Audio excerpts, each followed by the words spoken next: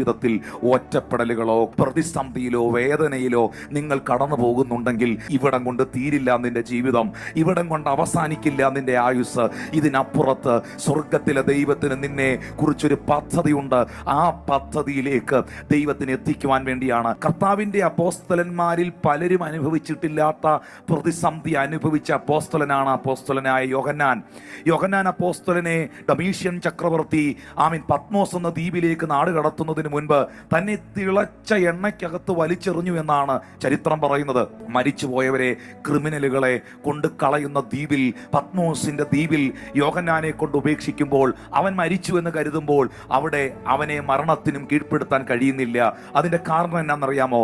നിന്നെ കുറിച്ച് ഇനിയും ദൈവത്തിന് ചില സ്വപ്നങ്ങളും ദൈവത്തിന് ചില പദ്ധതികളും വെളിപ്പാട് പുസ്തകമെന്ന ഒരു പുസ്തകവും കൂടെ പുറത്തു വരാനുള്ളത് കൊണ്ട് അവിടെ കൊണ്ടൊന്നും യോഹന്നാനെ നിന്റെ ജീവിതം അവസാനിക്കുന്നില്ല.